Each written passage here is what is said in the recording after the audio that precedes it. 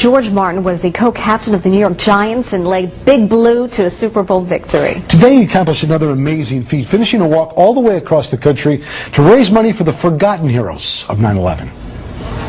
Heroes come in all shapes and sizes. In stature, George Martin's one of the larger ones, but in his mind, he's shadowed by the ones that ran towards the towers that day in September. And that's why he walks now in June. To me, the mental part of it was more difficult than the physical aspect of it. I think because of my athletic ability, it made it a little bit easier. But the mental challenge of doing this repetitively day in and day out, that was the real grind. 3,000 miles, 10 months, 24 pairs of shoes, and 80 sets of socks later, he arrives in San Diego the hard way, via the highway from Manhattan, met by firemen, cops, and his NFL brother. George endured a lot during his trek, which averaged 22 miles a day. He dropped 40 pounds, but also raised $2 million for folks with health-related problems linked to 9/11. A journey, to be sure, of mind, body, and soul. I would encourage everyone who is moved by what they're seeing today or what they're experiencing today to make their presence known as well.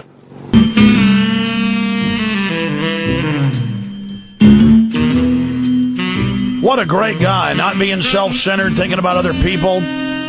Walking across the country, raising more than $2 million. ajourneyfor911.info. And it all goes to the first responders. 2,002,031 has already been raised. You can also call 1-800-889-8038 and give for the firemen, the police, the other emergency workers that were there. Let's go ahead and go to our guest. A lot of folks already know who he is because they're fans of the Giants or NFL football. George Martin, and of course played with the Giants, top player.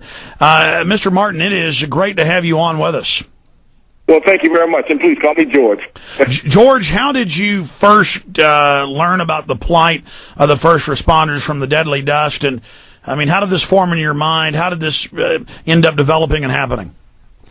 Well, first of all, I played all 14 of my NFL seasons right here in New York, and I certainly consider myself a transplanted New Yorker. So the events of 9/11, by and large, took place right here in our backyard. And when I witness the events and I go back in my mind's eye and I see that catastrophe unfolding, I see the horde just rushing away from that catastrophe. But I also see a small group of people who are actually running towards it. And that always had a profound impact on me. And when I found out later that post 9/11, that because of their exposure to the toxic cloud down at Ground Zero, that some of them had become ill and eventually some of them had died, I decided at that point in time to use my celebrity for two distinct purposes. Number one, to raise the awareness level of the plight of the first responders and rescue and recovery workers.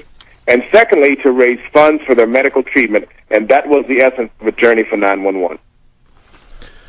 Well, the way that the EPA knew the dust was deadly, they said it was safe to breathe, and then now they've been involved in a huge cover-up. They gave Christina Todd Whitman liability protection, a court did, and then they still won't give them the health care they need when it's only the cost of 4 or 5 smart bombs, just a few $100 million to give them all the treatment they need. Why won't they give them the treatment? I don't understand. Well, it's perplexing to me, particularly when these individuals act, to me, rises to the level of being heroic. And as you said, they put their very health, their careers, and their very lives on the line here. Why hasn't America and Americans responded in kind to these brave men and women?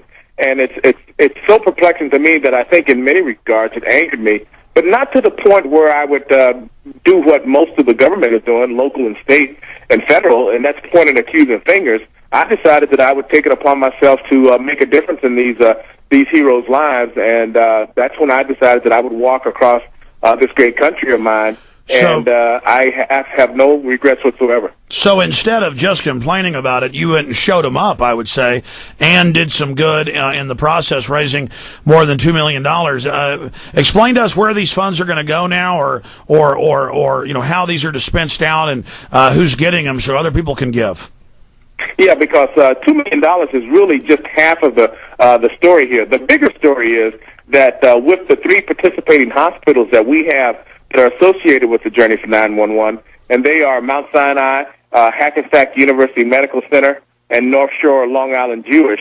Each one of those 3 participating hospitals have pledged that for every dollar we raise, that they are going to contribute an additional dollar of medical services for these first responders. Well, that's amazing. That's amazing. Yeah. So, in fact, Mount Sinai 5 years ago did the CAT scans and said they did have horrible lung disease, and still, I mean, we have to focus on this because, you know, you're doing this great thing to raise $2 million. Now I guess it's over $4 million because it's being matched, and that'll certainly help hundreds of these people. But you have over 1,000 who've died from this, 50-something thousand that are sick from it. I mean, this could all be over overnight. I mean, have the feds, in all your investigations, said why they won't give any treatment to these people, or why the state's been doing that? Well, I've not heard any reasons or any good reasons why they have not. And again, that kind of angers me because when you look at the cost that we are spending at this war, I mean, you're right. For a fraction of what we're involved in overseas, we could take care of this problem, I think, and do it in grand fashion. And I will commend some of the local congressmen, Carolyn Mahoney and some of her colleagues, invited me to Washington, where they did introduce 9/11 legislation. It's my understanding that it did get out of committee, but it has not been signed. Yes, by Dennis Kucinich and Mahoney did that, and we had cameras there, and that's in the film Truth Rising that comes out July 4th. And you're right, but again, how could it be? And then that congressman said, just forget the first responders. They don't need any money, and now he's in a lot of trouble. I just don't understand how the government will use their heroics to try to tie it to the war and all the things and their policies, taking our liberties. But then when it comes time to just giving them some health care, you'd think even if they were cynical and evil, they'd want to take care of them so they wouldn't look bad. It's just like, it's just so bizarre. Well, I think what it does is it compounds an already disastrous situation. Because here you are, people who did not have health care or did not have adequate health care, or these people who've expired the good health care that they did have, these people are really hurting. And when I've met some of these first responders who can't walk up a flight of stairs without losing their breath, having only a quarter of their lung capacity, many of them are suffering from internal diseases.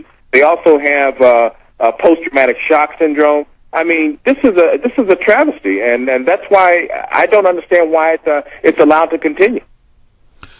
Well, let's go back to the great work you did. How did you raise $2 million+ in this walk across the nation?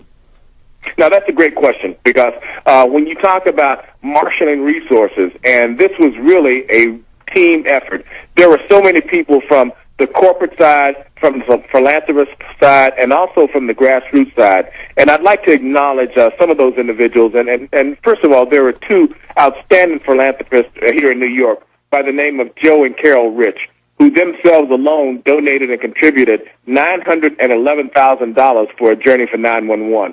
I mean, kudos goes out to those individuals, because that's putting your money where their mouth is.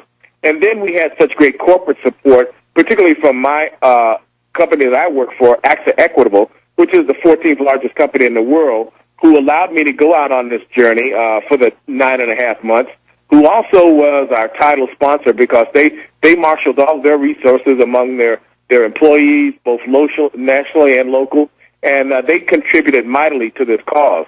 And, of course, we had Best Western Hotels, which was the only hotel chain that stepped to the forefront, as that was our greatest expense going across country. Best Western stood up, as well as Roger Goodell, who's the commissioner of the National Football League, John Mara, who's the owner of the New York Giants, as well as my good friend Gene Upshaw down at the NFL Players Association, all contribute mightily to a Journey for 911. Well, that's the only way we're going to make the world a better place. And if the feds won't take our own tax money and help people that are dying, literally, I mean, even fire captains and fire chiefs are dead and dying, who were down there breathing this. And the police and firemen should think about this and politically think about the fact that this is the type of government you have that won't even give you health care, and then a retired NFL player has to go out and walk across the country to try to get a few $1 million to help. But then we see that being multiplied like the loaves and fishes now, and turning into $4 million. Looking at that day, 9/11, the 9/11 Commission admitted that There were prior warnings that were ignored, so much that happened. And then supposedly Saudi Arabians attack us, so we attack Iraq. I mean, what's your larger view, not just of the first responders and the tragedy, but just of the entire 9/11 event itself? Well, first of all, I'd like to say this because I think the ultimate irony is this. Here it is. We've all come to an agreement that it's not a matter if. We know that in the future that there's likely to be another attack on America. And it's not a matter of if, it's only a matter of when. I did not want to give those brave men and women who now don the uniform of police, fire and rescue, and EMTs a moment to pause because America would not stand behind them in their time of need. And I thought it was important for someone to stand fast and say, well, we're going to respond in kind the way these brave men and women have responded to us. Secondly, when you look at the nation's economy, when you look at how gas prices are just soaring through